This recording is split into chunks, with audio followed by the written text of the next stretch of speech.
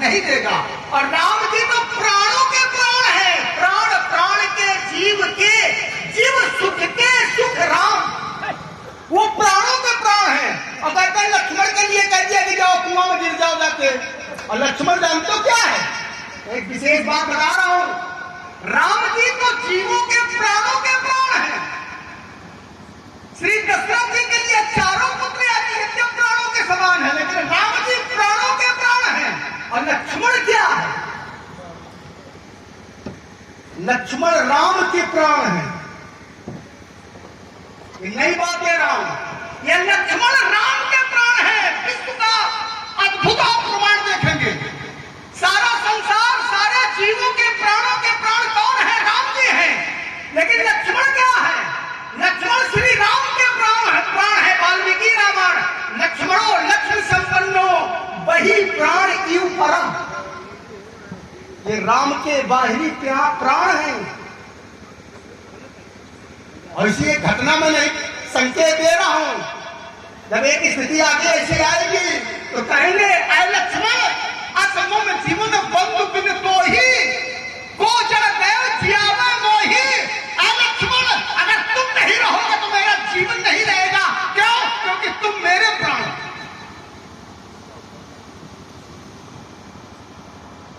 ये न कहो कि लक्ष्मण कुआं में गिर जाए जाके, लक्ष्मण कुआं में चला गया तो सारा संसार चला गया।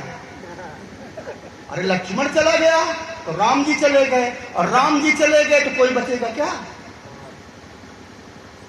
इसको इस रहस्य को समझना है। और आगे आइए, महात्मा परशुराम ने कहा लक्ष्मण ने कह दिया सुरोदेव सब धनुष समाना, और उदाहरण भी दिए। कहने लगे सभी हाथी क्या ऐरावत के समान हो सकते हैं, सभी गाय का कामधेनु के समान हो सकते हैं, सभी घोड़े का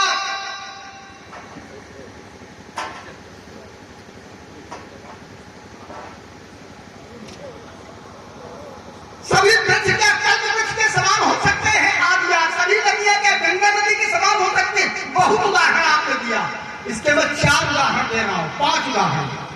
जिस समय परमात्मा ने सृष्टि बनाई तो सबसे पहले क्या बनाया, सबसे पहले बनाया उद्भिद। उद्भिद माने जो पृथ्वी फोड़ करके निकले, और पृथ्वी फोड़ करके घास भी निकलती है, बहुत बड़ा ये वृक्ष भी निकलता है, चाहे पीपल का हो चाहे बड़ वृक्ष हो, सब निकलते तो पृथ्वी फोड़ करके ही है।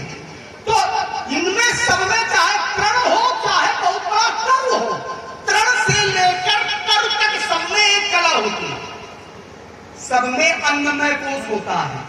एक कला होने के कारण, अन्नमय कोश होने के कारण, पृथ्वी से उत्पन्न होने के कारण आप लोग कहते हैं ये पीपल का वृक्ष है, ये बरगद का वृक्ष है, लेकिन परमात्मा ने जब सृष्टि बनाई तो कोई भेद नहीं किया, एक ही संज्ञा दी, वो है उद्भिद, कोई भेद नहीं किया। और आगे चलिए, उसके बाद बनाया श्वेत।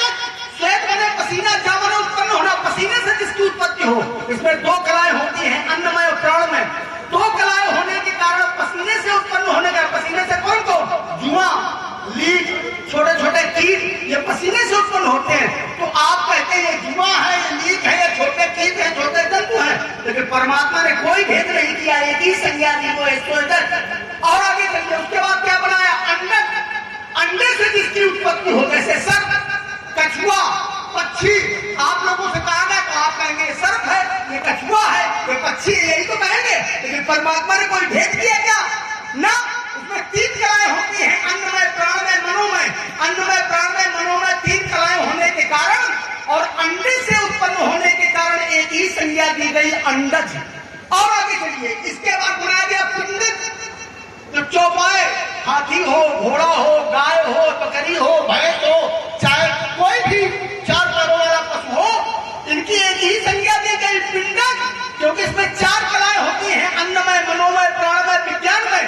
4 कलाएं होने के कारण, पिंड से उत्पन्न होने के कारण इन सबकी संज्ञा एक ही दी गई, वो है पिंडक। और आगे चलिए, इसके बाद बनाया गया जरायु, जिसमें 5 कलाएं होती हैं, अन्नमय प्राणमय मनोमय विज्ञानमय आनंदमय। 5 कलाएं होने के कारण, जरा से उत्पन्न होने के कारण जरायु संज्ञा।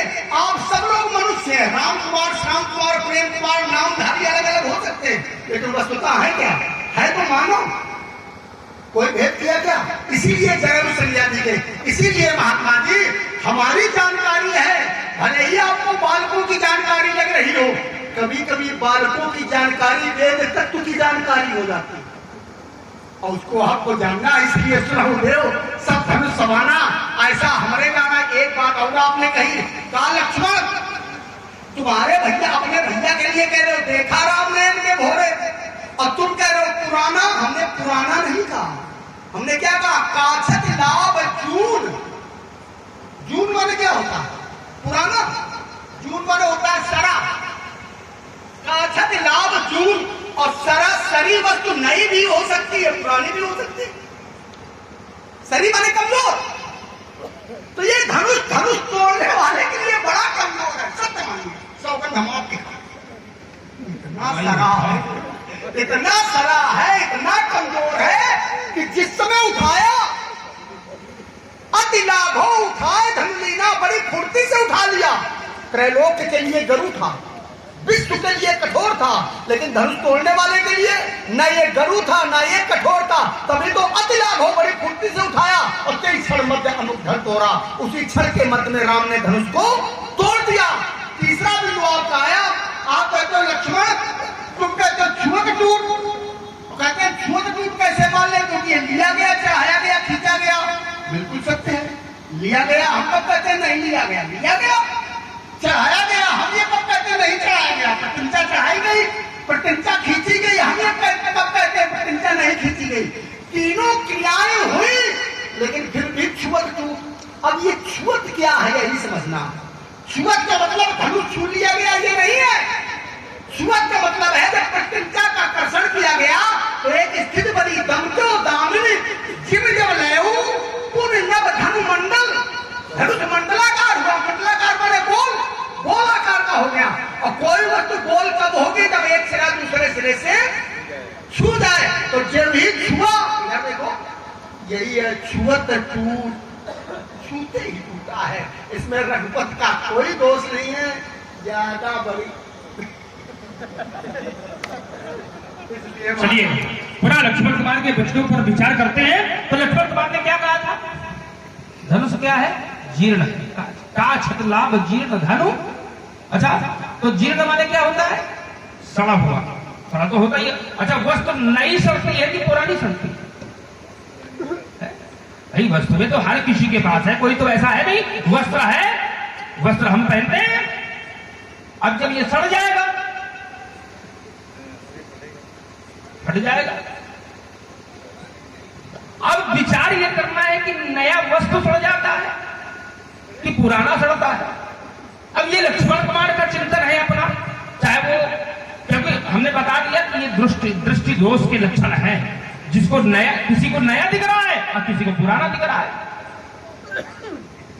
तो राजकुमार वही जीर्ण ऐसे, अब जीर्ण कैसे हो जाएगा? अब विचार करने की बात है। अब तुम उसे जीर्ण बता रहे हो और हम कह रहे हैं तो काम तो धारा ही धनु मूढ़ न पाओ, उठाए न चलाए न जाए, अमन हो पाय भट पाहु बल, अधिक अधिक गरुवाए। अब कितना कठोर है, तुम उसे जीर्ण बता रहे हो। तो कमठ पीठ पति कूट कठोरा, कमठ कच्छप की पीठ, पवि अकूट पर्वत और वज्र के समान, इतना मजबूत। तो तुम कह रहे वो सड़ा है। हमने कहा वो छूटे ऐसे नहीं टूट सकता। अब ये चतुराई का है तो बोले उसको इतनी जल्दी से लिया, खींचा, फिर उसको कर दिया तो वो टूट गए। अरे इसीलिए तो मैं कहता हूँ राजकुमार, जय तोड़ा छोरी को। तुम कहते हो अगर धनुष सामान्य नहीं था तोड़ने वाला बड़ा असामान्य होगा क्या? होगा असामान्य। मेरे सामने तो आवे, इतना बड़ा वीर है, इतना बड़ा बलवान है, तो सामने क्यों दिया था? उसको छिप करके नहीं बैठना चाहिए। और लक्ष्मण कुमार की अन्याय कथना है, उन पर पूरा विचार करने लगे। हमने कहा था इस कि भैया तो यानी तुम्हारे पिता ने कहा कि राम न मांगो, बाकी चाहे ले जाओ। तो बोले राम क्या है? वो प्राण हो गए, है। और लक्ष्मण क्या है तो बोले भैया के प्राण हो गए, तो भैया के प्राणों की फिक्र पिता को नहीं है, चाहे ये प्राण चले जाए है। बोले अगर लक्ष्मण चला जाए तो वो भैया के प्राण चले जाएंगे। राजकुमार राम के प्राणों की विशेषता है, उन्होंने स्पष्ट कहा कि राम देत वही बनत गुसाई। और राम किसके प्राण है तो बताया गया व्यास जी। ओम तुका मुनि जान धन सर्वस शिव प्राण। मुनियों का धन है, अब जिसका धन है तो अपना धन तो कोई लेने तो जावे ही करेगा। तुम्हारे पिता की तो संपत्ति है नहीं, तभी तो गुहार मारते चले गए गुरु बाबा के पास, कहा नाश हुई नहीं है, कुछ कृपा करो। चौथापन आ गया, मैं नहीं कुछ कर पाता। तब उन्होंने आशीर्वाद दिया कि जाओ, इतने दुखी ना हो, धर्मधीर हुई है सुचारी। उधर से कहूँ धाम यहाँ मिला रहे होंगे, यहाँ से सब देख रहे हैं, यहाँ से कौन क्या कर रहा है, याद रखता है।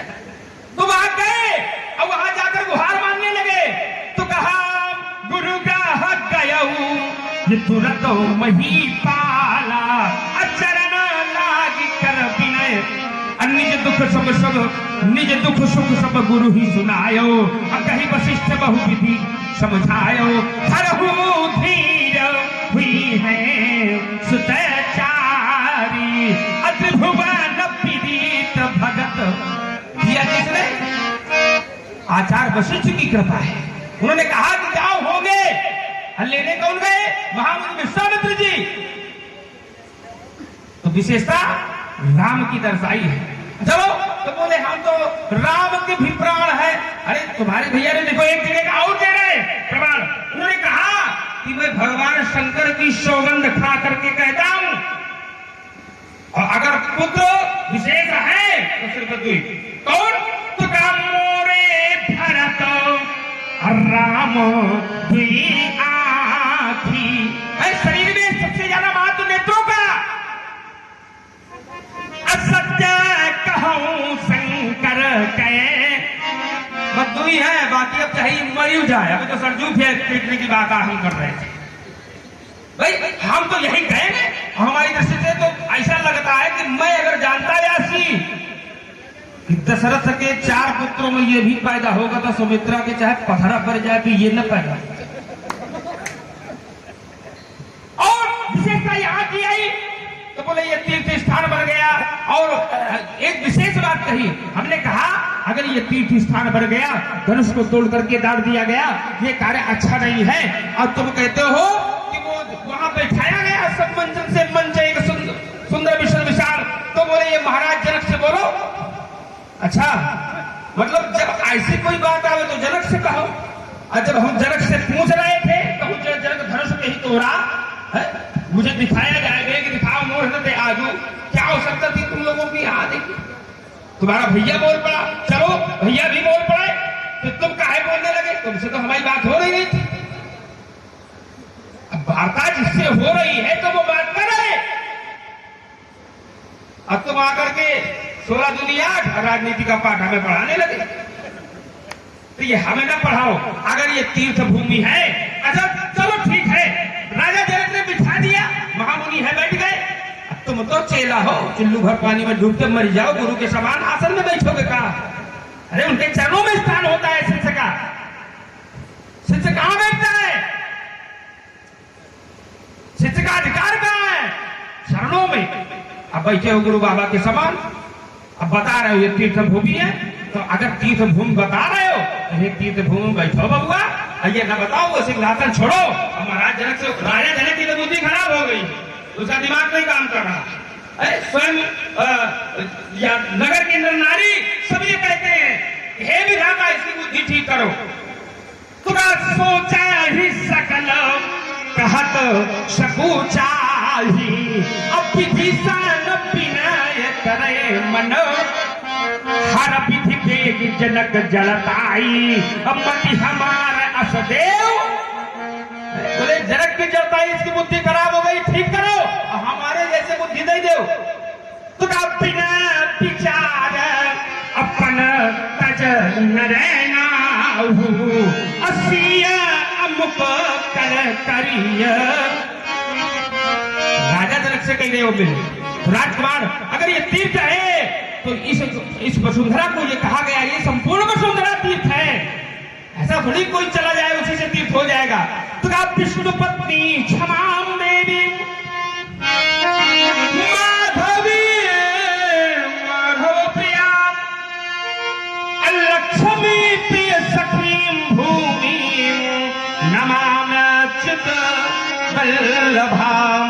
जिसको आचार्य कहते हैं कि साधारण वसुंधरा नहीं है, तो कहा धन्य सुदेश जहां सुर शरीर अधन्य नारी पतिव्रत अनु।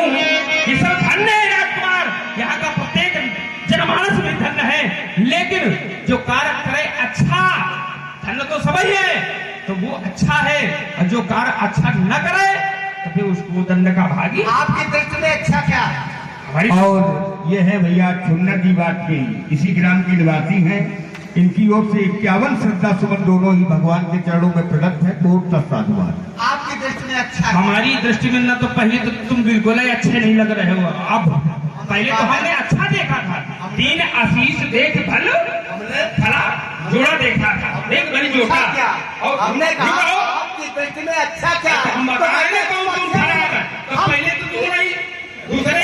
अरे हमारी बात तो सुनो, क्या कह रहे हैं हमारी, हम सोचते हैं बात का माहौल बन जाए। आपने कहा कि अच्छा नहीं है, अच्छा कार्य नहीं हुआ, हमने कहा महात्मा जी जाने अच्छा होता क्या है? आपकी दृष्टि में अच्छा क्या है?